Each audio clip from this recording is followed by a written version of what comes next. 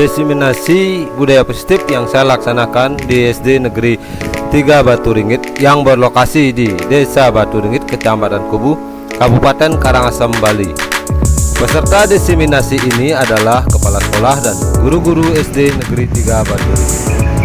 Adapun yang menjadi tujuan dari diseminasi ini adalah untuk mendapatkan pemahaman mengenai budaya positif sehingga bisa diterapkan di sekolah untuk mendukung terwujudnya lingkungan belajar yang aman, nyaman, dan menyenangkan.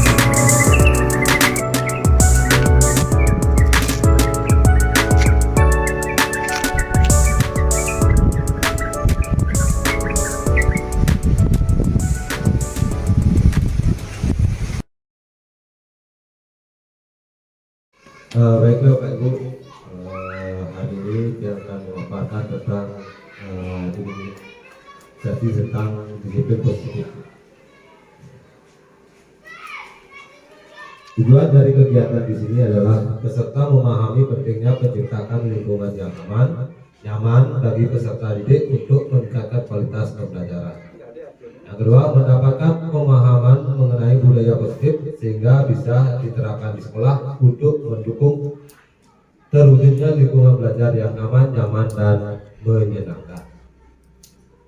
Adapun kesepakatan yang kita buat hari ini adalah yang pertama, hadir tepat waktu. Yang kedua, tidak meninggalkan kelas pada saat sesi ini berlangsung. Yang ketiga, berpartisipasi aktif dalam diskusi. 4, menghargai peserta lain. Dan yang terakhir, bertanya dan memberikan tanggapan dan dengan tertib. Harapan. Adapun harapan yang pada akhir sesi diharapkan Bapak Ibu memahami tentang yang pertama, konsep dasar disiplin positif. Yang kedua, kebutuhan dasar manusia dan dunia berkualitas. Yang ketiga, keyakinan kelas. Yang keempat, 5 posisi kontrol guru. Dan yang kelima, segitiga restitusi dalam menyelesaikan masalah. Konsep dasar disiplin positif. Yang pertama, mungkin dari Bapak Ibu terlintas dalam benak atau pikiran ketika mendengar kata disiplin.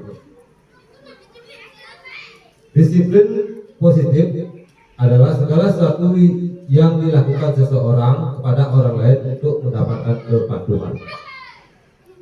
Terus mungkin dari pengertian disiplin positif nanti akan muncul, apakah disiplin hanya dapat dicapai dengan hukuman? Sebelum lebih lanjut, kita akan memahami dulu tentang apa itu stimulus respon dan teori kontrol.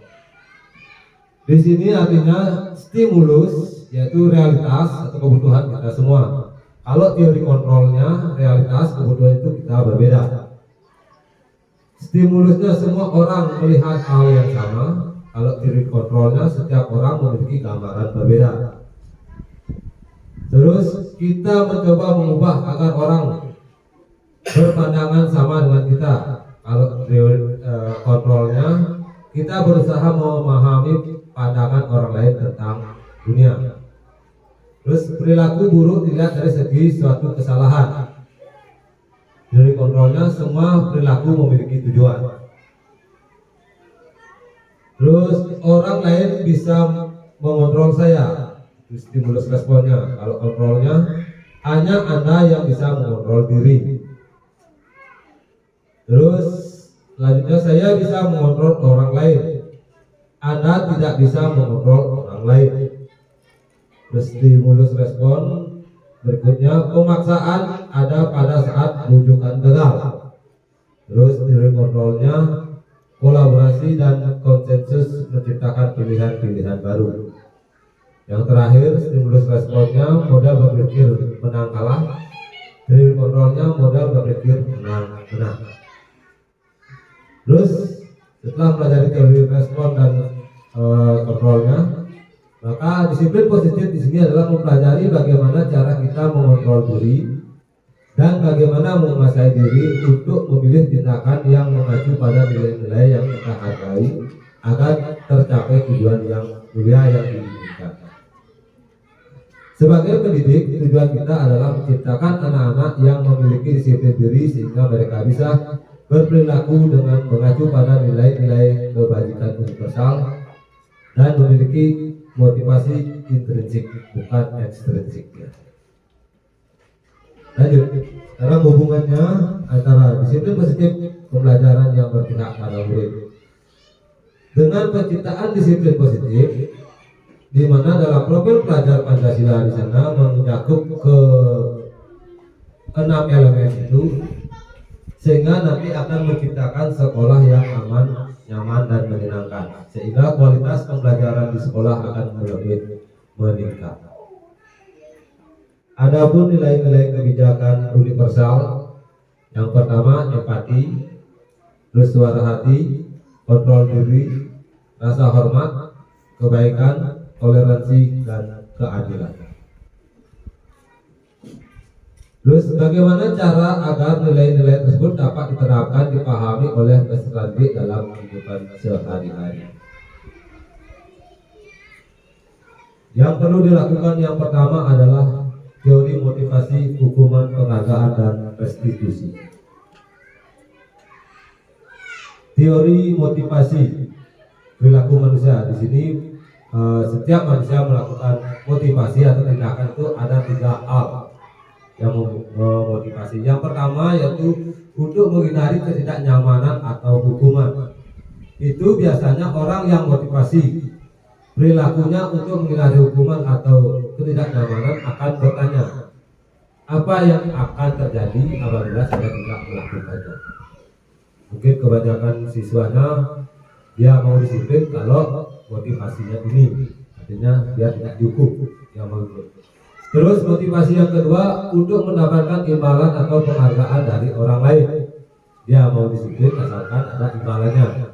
Itu maksudnya, yaitu mereka melakukan sebuah tindakan untuk mendapatkan pujian dari orang lain yang menurut mereka penting dan mereka letakkan pada dunia berkualitas mereka.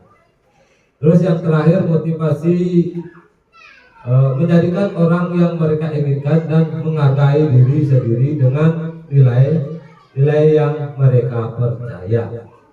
Mereka melakukan suatu karena nilai-nilai yang mereka yakini dan hargai, dan mereka melakukannya karena mereka ingin menjadi orang yang melakukan nilai-nilai yang mereka yakini tersebut. Artinya motivasi yang pertama dan kedua itu nanti akan memunculkan motivasi ekstrinsik, artinya motivasi dari luar. Terus untuk yang motivasi perilaku manusia yang ketiga nanti akan memunculkan motivasi internal. Inilah yang perlu kita gali, yaitu motivasi internalnya, karena dia akan menghargai dirinya sendiri. Terus dari motivasi itu akan muncul adalah hukuman, konsekuensi, dan restitusi, di mana identitas gagal dan identitas sukses. Identitas gagal itu berupa hukuman, kalau identitas suksesnya itu berupa konsekuensi dan restitusi. Karena juga ada contohnya yang disebutkan hukuman, misalnya sesuatu yang menyakitkan harus terjadi, konsekuensinya sesuatu harus terjadi. Restitusinya adalah restitusi merupakan pilihan. Itu merupakan mana yang termasuk identitas gagalnya dan mana yang termasuk identitas suksesnya. Itu untuk hukuman konsekuensi, jangan biar terus dengan pernyataan negatif, netral, dan positif. Nah, di sana juga kalau negatif itu akan berhubungan dengan kegagalan, netral itu adalah konsekuensi, dan positif itu adalah restitusi. Terus juga ada mode paksaannya, stimulus, dan teori kontrol. Kalau bisa kita posisikan ke di positif, teori kontrol, dan restitusi bagi Bapak Ibu semua. Lanjut ke hukuman. Dihukum oleh penghargaan. Mungkin Bapak Ibu pernah memberi penghargaan pada anak-anak yang sudah benar atau salah. Nah, penghargaan yang Ibu Bapak berikan bisa menjadi sebuah hukuman. Nah, di mana yang pertama, pengaruh jangka panjang dan jangka pendek. Penghargaan efektif jika menginginkan seseorang melakukan sesuatu yang kita inginkan dalam jangka panjang atau jangka pendek. Terus jika kita menggunakan penghargaan lagi dan lagi, maka orang tersebut akan bergantung pada penghargaan yang diberikan serta kehilangan motivasi dalam diri. Artinya dia mau melakukan sesuatu kalau ada imbalan.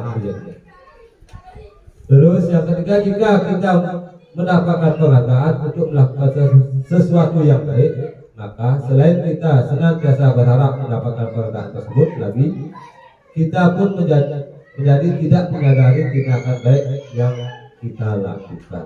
Artinya walaupun tindakannya itu baik yang kita lakukan, kita tidak menyadari karena kita fokusnya ke penghargaannya itu, pujian ataupun imbalan. Terus penghargaan juga yang diberikan Bapak Ibu kepada siswanya bisa juga tidak efektif. Kenapa? Karena suatu penghargaan adalah suatu benda atau peristiwa yang diinginkan, yang dibuat dengan persyaratan hanya jika, ya, hanya jika, berarti kan tertentu aja, tidak semua. Hanya jika Anda melakukan hal ini, maka Anda akan mendapat penghargaan yang diinginkan. Artinya tidak muncul dari dalam diri siswa itu, tapi penghargaannya, disiplinnya itu muncul karena faktor penghargaan. Juga penghargaan juga bisa menjadi merusak hubungan. Nah, dimana ketika seseorang diberi penghargaan atau dipuji di depan banyak orang, maka yang lain akan merasa iri, dan sebagian dari mereka akan tidak menyukai orang yang diberi penghargaan tersebut. Berarti kan hubungan pertemanannya jadi rusak karena yang tidak dapat penghargaan iri. Terus juga jika seseorang guru sering memberikan penghargaan kepada muridnya, besar kemungkinan murid-muridnya termotivasi hanya untuk menyenangkan guru. Mereka tidak akan bersikap jujur kepada guru tersebut. Artinya dia ingin memberikan yang terbaik walaupun dia berbohong. Itu jadinya. Terus yang terakhir, penghargaan menciptakan persaingan di dalam kelas dan persaingan menciptakan terus kerusakan hubungan. Artinya di sini penghargaan yang Bapak Ibu berikan bukan tidak baik, tapi bisa tidak baik jangka panjang, jangka pendek, kurang efektif, dapat merusak hubungan. Terus penghargaan menurunkan kualitas juga bisa. Penghargaan juga mematikan kreativitas. Penghargaan bisa juga memukul. Artinya dia akan bertindak jika mendapatkan penghargaan. Itu tentang penghargaan yang bersifat hukuman. Terus sekarang motivasi yang di sini ditanamkan adalah motivasi dalam diri, intrinsiknya.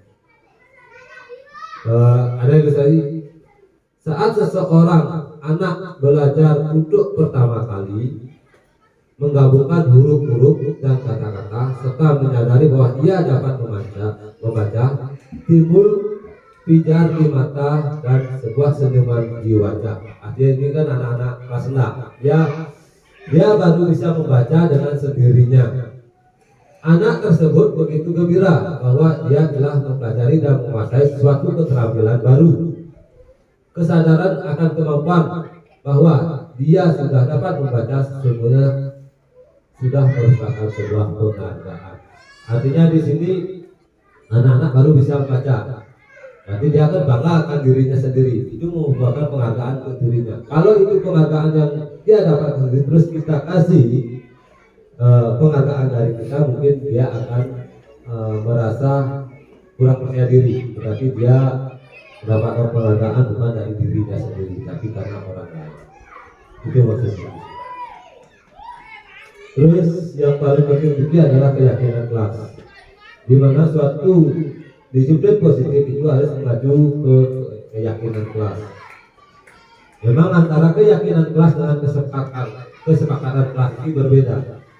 Kalau keyakinan kelas ini sama dengan keyakinan apa yang diyakinkan oleh anak-anak itu tersebut.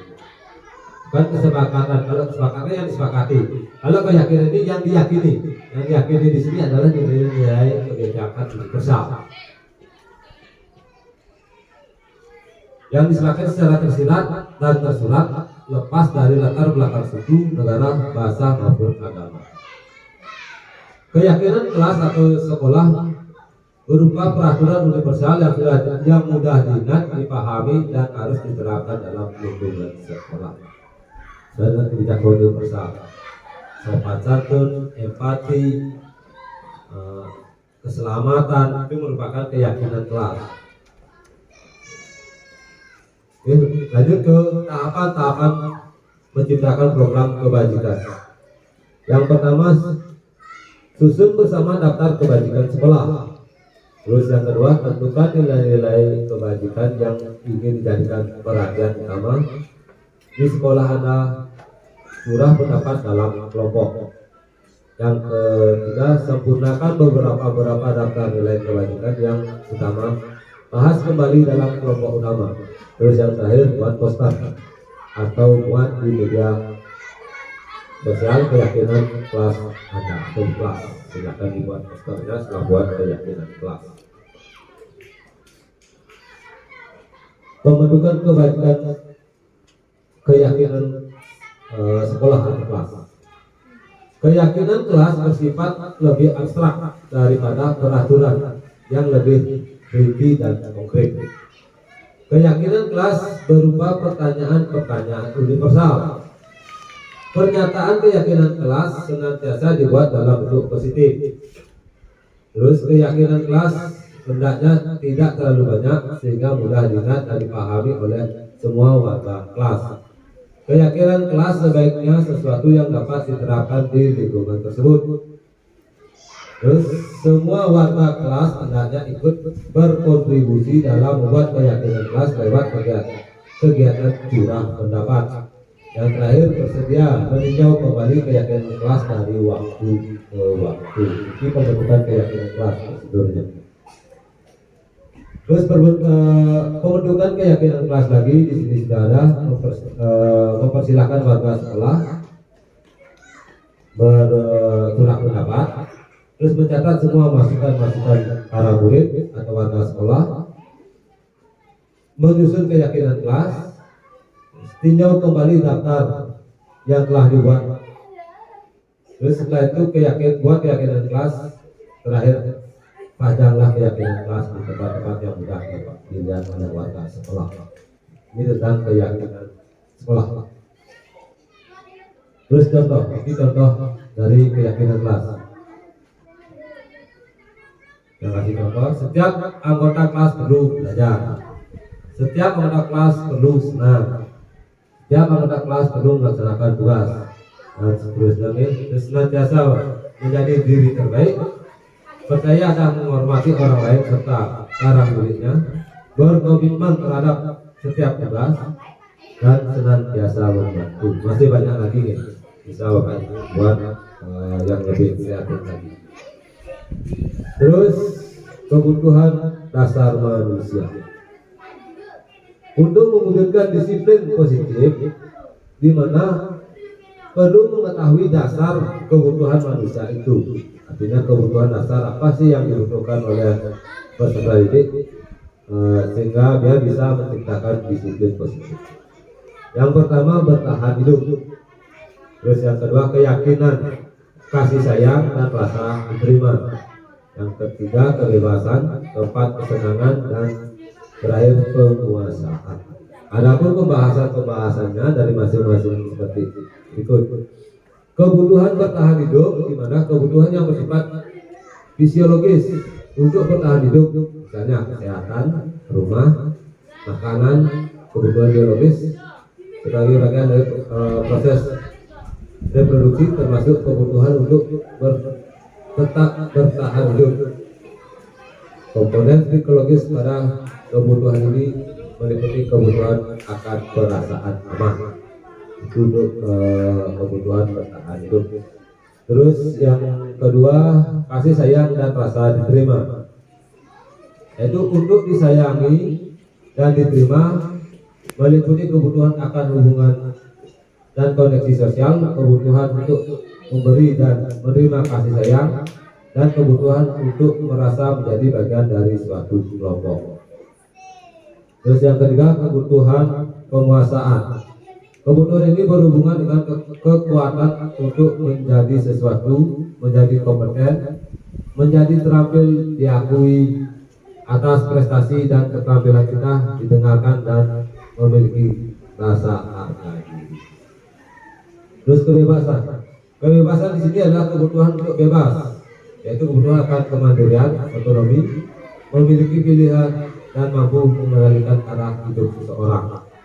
Terus kesenangan, kebutuhan akan kesenangan adalah kebutuhan untuk mencari kesenangan, bermain dan tertawa. Artinya di sini setiap tindakan yang dilakukan oleh murid atau peserta didik itu merupakan kebutuhan dasar dari manusia, baik itu tindakannya baik ataupun tindakannya kurang baik. Kalau muridnya ribut, entah apa kebutuhan dasarnya dia, apakah dia ingin kasih sayang dan diperhatikan makanya dia ribut, atau dia ingin kebebasan biar dia dapat belajar dengan bebas. Di sini kan penekanannya adalah merdeka belajar, yang kebebasannya bertanggung jawab, freedom istilahnya. Oke, lanjut ke posisi kontrol. Posisi kontrol guru di sini ada 5. Yang pertama penghukum, membuat rasa bersalah teman, pemantau, dan terakhir adalah manajer. Nah, posisi kontrol guru inilah yang nanti penting untuk diterapkan di kelas masing-masing. Di mana sebagai penghukum di sini adalah seorang penghukum bisa menggunakan hukuman fisik maupun verbal.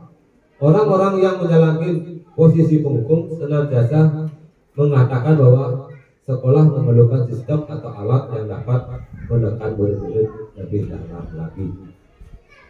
Terus membuat rasa bersalah. Posisi ini biasanya guru akan berusaha lebih lembut, membuat rasa bersalah akan menggunakan keheningan dan membuat orang lain merasa tidak nyaman, bersalah atau rendah diri. Misalnya mungkin ibu bapak melihat anak-anaknya tidak disiplin atau ribut atau tidak buat PR, mungkin ibu bapak bilang, kamu telah mengecewakan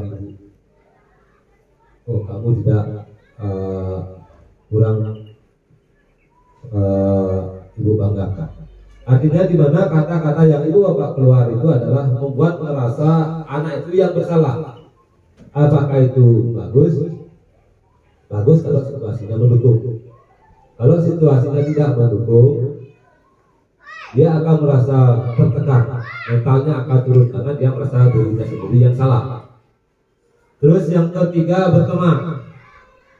Guru pada posisi ini tidak akan menyakiti murid, namun akan tetap berupaya mengontrol murid melalui persuasi. Artinya di sini kalau ada murid yang berkelakuan negatif, ibu bapak pendekatannya mungkin cara berteman, artinya ngobrol, anggap dia sebagai teman.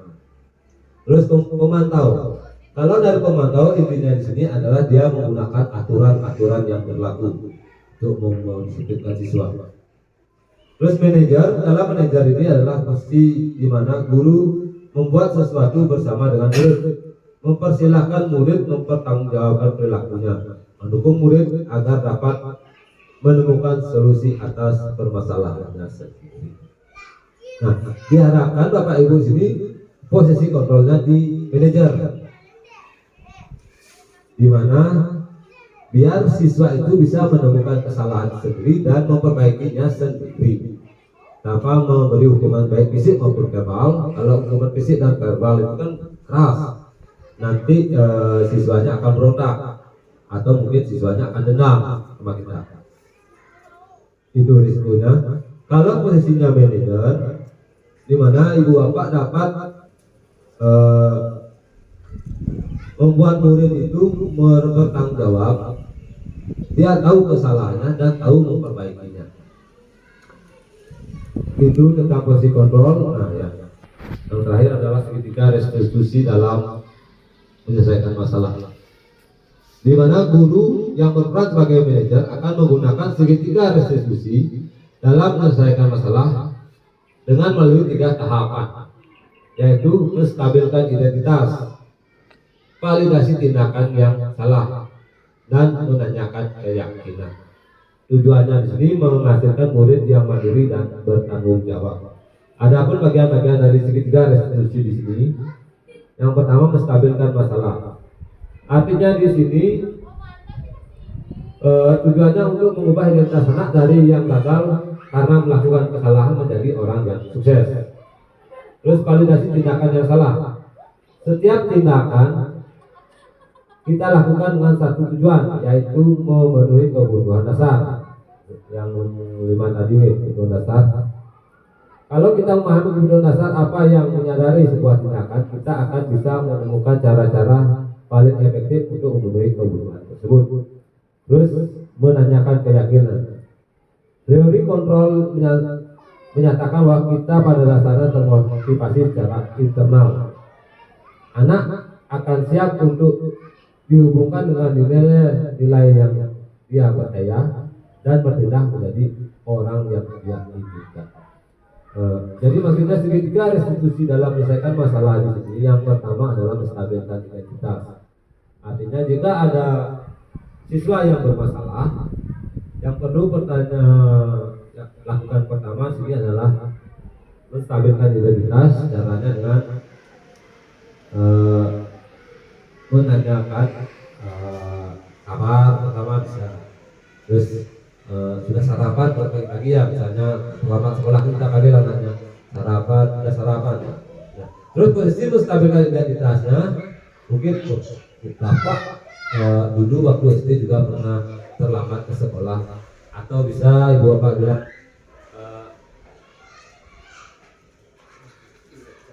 semua manusia pernah melaksanakan kesalahannya. Itu untuk menstabilkan identitasnya. Terus untuk validasi tindakan di sini, validasi tindakan yang dilakukan di sini adalah menanyakan apa penyebab siswa itu melakukan kesalahan. Tanyakan pada dia, jangan dihukum langsung. Tanyakan. Setelah menanyakan, siswa pasti akan ngomong, kita tahu kebutuhan dasarnya. Nah, setelah kita tanya apa kesalahannya, apa penyebabnya dia melakukan kesalahan, baru tanya keyakinan. Artinya dengan melanggar keyakinan kelas apa yang Anda langgar. Ya, kan siswanya yang menjawab. Setelah dijawab, oh saya melanggar disiplin misalnya, selamat datang ke sekolah.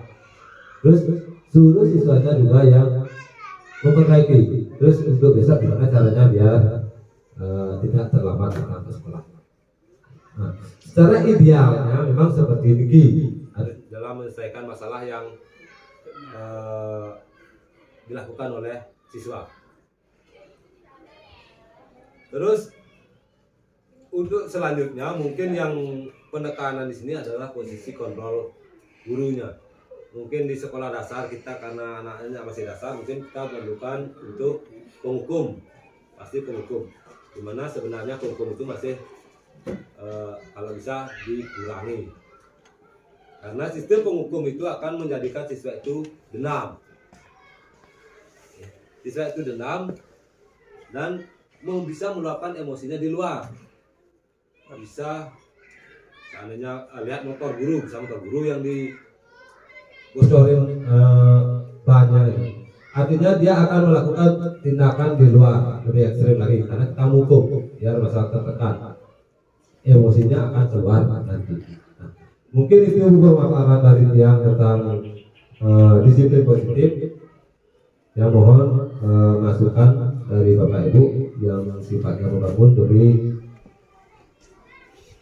kelancaran dari diseminasi ini dan kesempurnaan dari presentasi yang lakukan.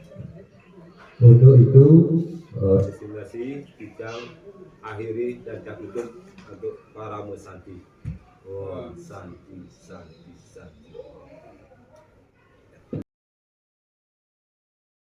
Om Swastiastu, selamat siang. Perkenalkan, nama saya Wayan Tarminiase. Saya dari SD Negeri 3 Baturinggit.